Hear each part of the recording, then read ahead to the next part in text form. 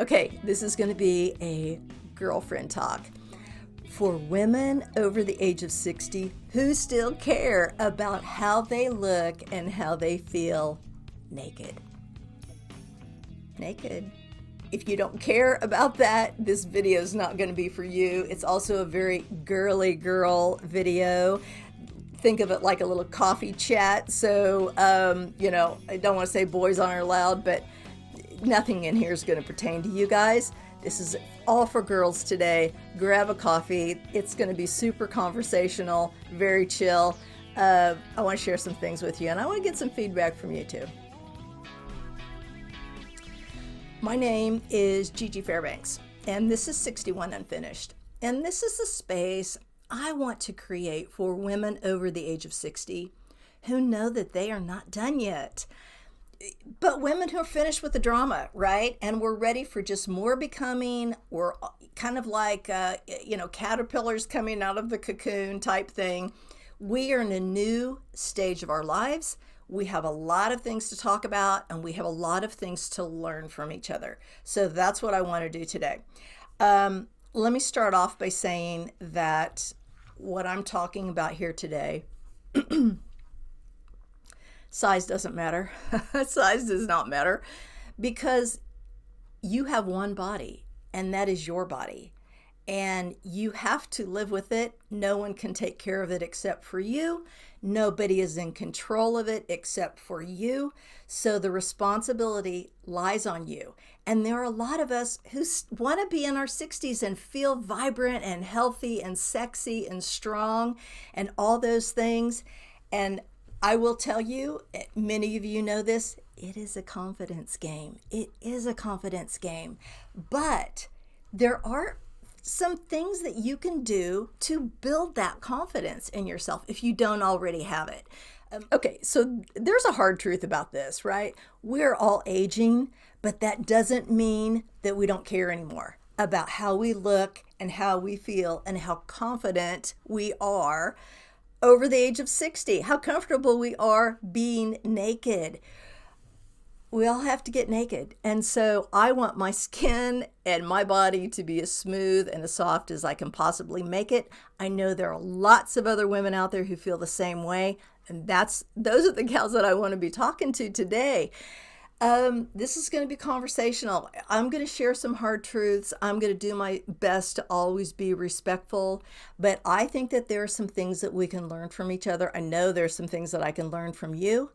And I want to share some of the self-care micro habits that I do every single day to keep my skin looking as good as I can make it.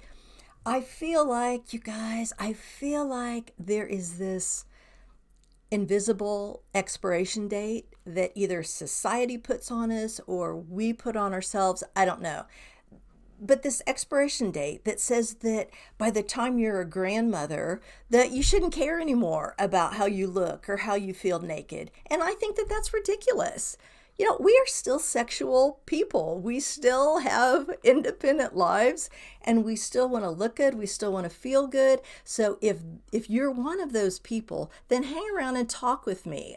Talk with me about things that you do. I'm going to share some things I do. Okay. As I said, you have one body, and it really doesn't matter what size that body is. That's not what I'm talking about today. What I want to talk about is doing the best with what you have and making you feel strong and confident and smooth and soft. It is going to be a girly talk. Okay, the first one that I want to talk about is skincare. You have to be on a solid skincare routine, really head to toe. I'm going to tell you what I do. I actually have a video that I've done on my morning skincare routine, and I can certainly do one on my nighttime too. But I use the Clinique program of their exfoliation and soap and clarifying lotion and their moisturizer. Excuse me. I do use some other moisturizers though from time to time. But I have been on a solid skincare regimen since I was 17. And so take care of your face. Take your makeup off at night, all of it. Those have to be habits that you build in, just like you brush your teeth at night and in the morning. Make sure that you are taking care of your skin and get whatever skincare program is appropriate for you, but definitely be following some type of a skincare regimen. The next one is My Baby Bliss. I did a whole review video on this. If you haven't seen it, go check it out. I could not live without this thing, you guys. It is just amazing.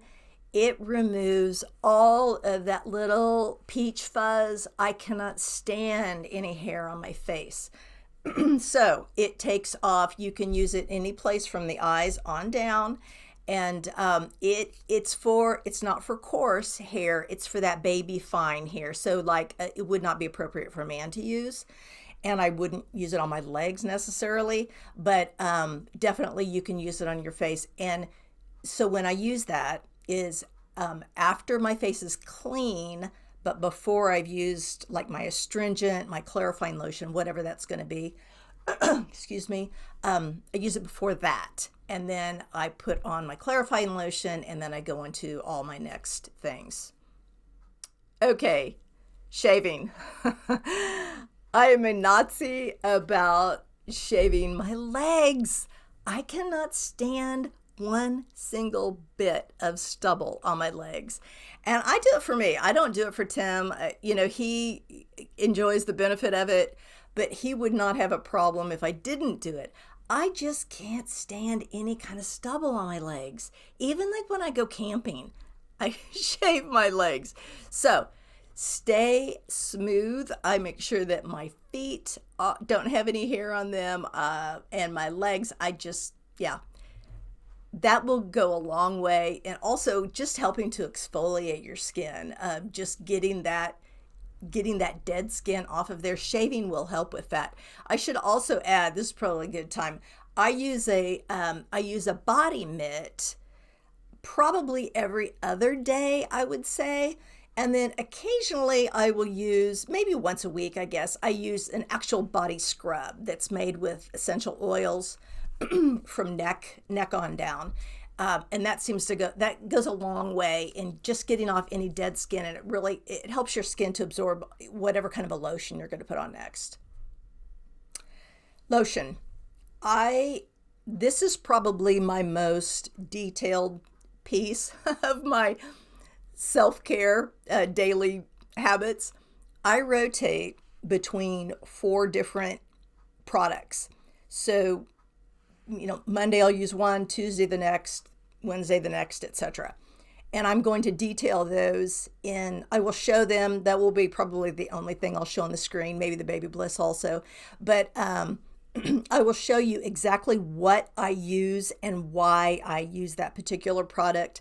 I wish I could attribute the YouTuber that I was following, a beauty gal. She was great. The name escapes me, and I'm so sorry for that.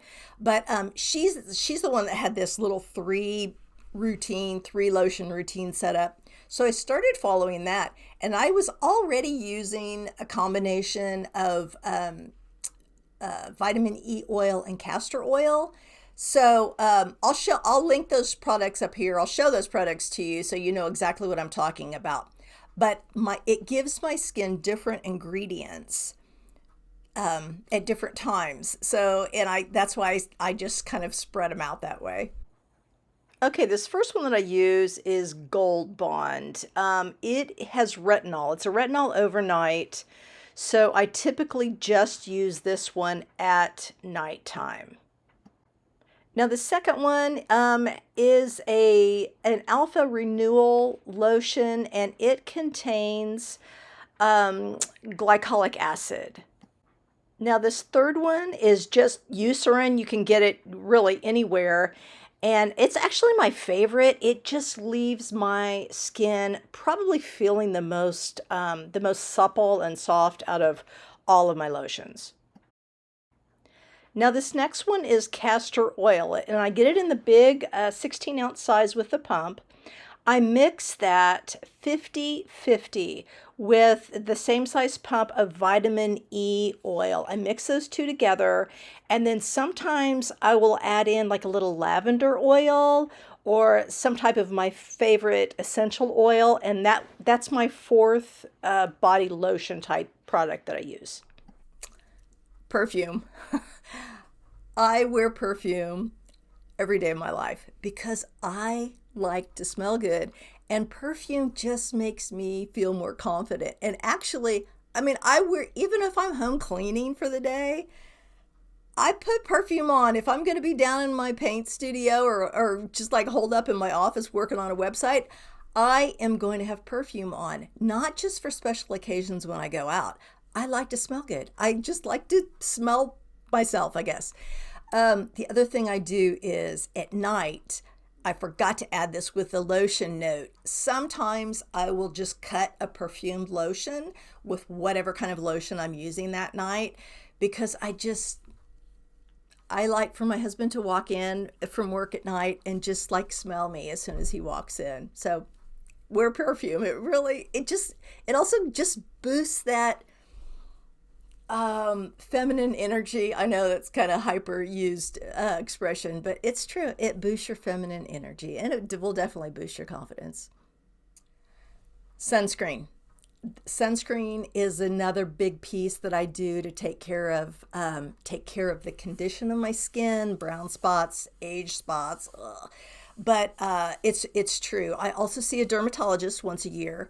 So I always make sure that I have sunscreen on my face and my décolleté. If pretty much every day, well, not pretty much every day I do that. If I know even that I'm going to be someplace where my arm is going to be exposed in the car as a passenger or as a driver, I just go ahead and put on a sunscreen. There are lots of really pretty ones that you can get now that kind of have like a little shimmer that don't have a weird smell. I don't want to smell like a coconut. I just don't like sunscreen like that. That's not what I'm talking about. I'm talking about either no fragrance or a light fragrance, like something Kapari makes a beautiful 50 SPF sunscreen that has a little body shimmer to it. It's gorgeous. So that's what I wear. Like if I'm going to be out in the sun in shorts or a tank top or something like that, I definitely wear something like that. And it's just so pretty. Your skin just has a glisten, not a sparkle, if I said sparkle, I apologize. Not glitter, just a little shine, just a little something, something to it. Okay, this has saved me. A water pick. Um, I brush my teeth. I brush, and I'm a Nazi flosser, so I brush and floss my excuse me, twice a day. My water pick I use at the same time. But here's what I also do.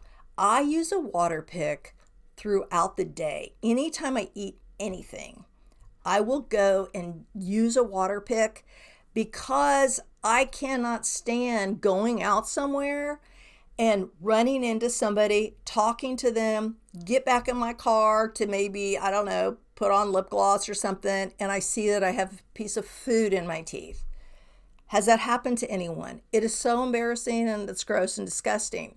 So I have found that just using a water pick in between, make sure that I don't have anything, floating around that shouldn't be. That goes a long way, whether I'm naked or not. That goes a long way in making me feel like my teeth are clean. Heel maintenance. Oh my gosh. I get regular pedicures, manicures, and pedicures, and I'll talk about that in a minute. But I have to use a foot filer on my heels every single day. I do it every single day. I barefoot or I'm like in Nike slides around my house every day, basically, unless I'm going somewhere. And so even in the winter in Kansas, and so my feet are exposed to hot and cold.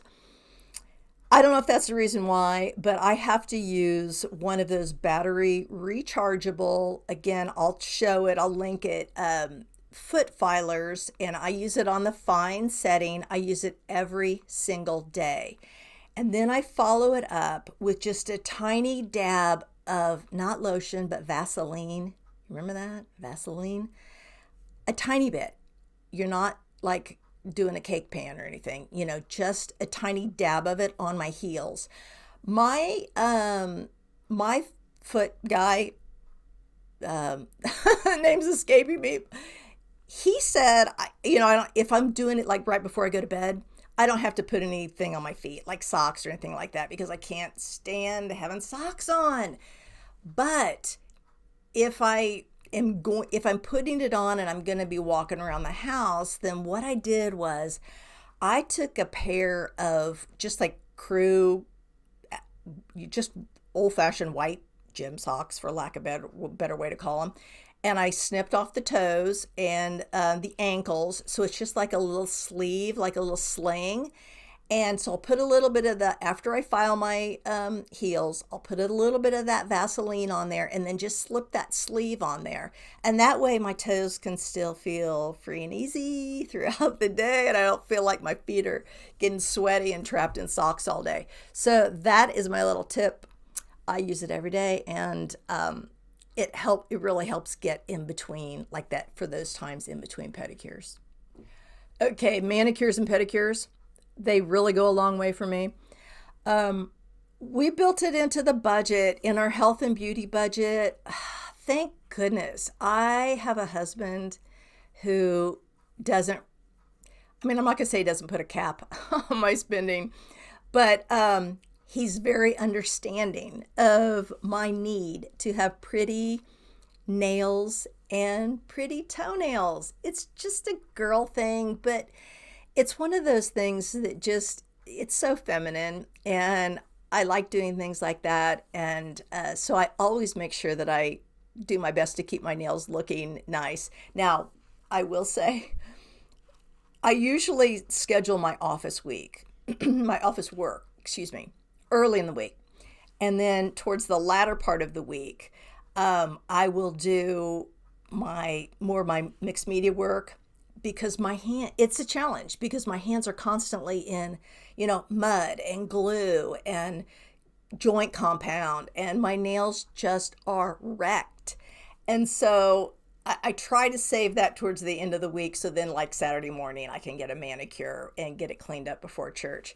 I just don't, I pay attention to those kinds of things on myself, and maybe other people don't, but I know that it makes me feel it just makes me feel more confident if I know that my nails look beautiful.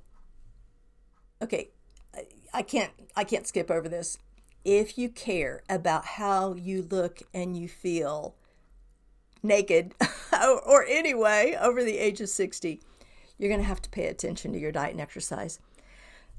When I went to go see my OBGYN when I turned 50, he told me, I was kind of battling hormonal stuff, and he said, you know what? The party is over. You have to eat differently. You have to move differently moving forward. And I paid attention to that counsel, and I eat well, and I move as much as I can. Not that there isn't room for improvement in both categories, because there definitely is, but there's no shortcut here. There is no way around it. And I'm not talking about, turning back the clock to when you were 21. I'm talking about dealing with the body that you are in now.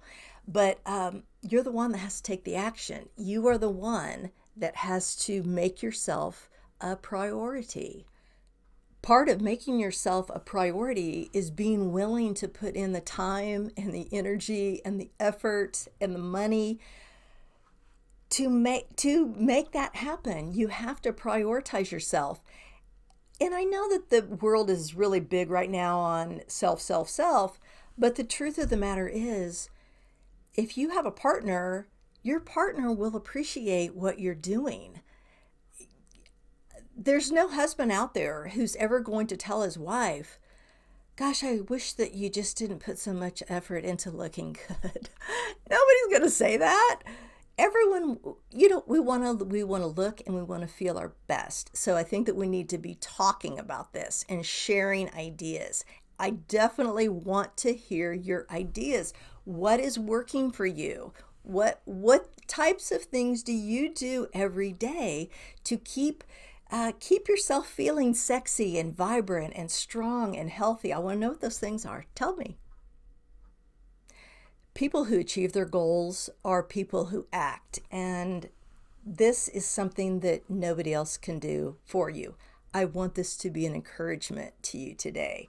I want you to feel energized and feel like it's possible to get there with some little helps along the way, and let's share those ideas here.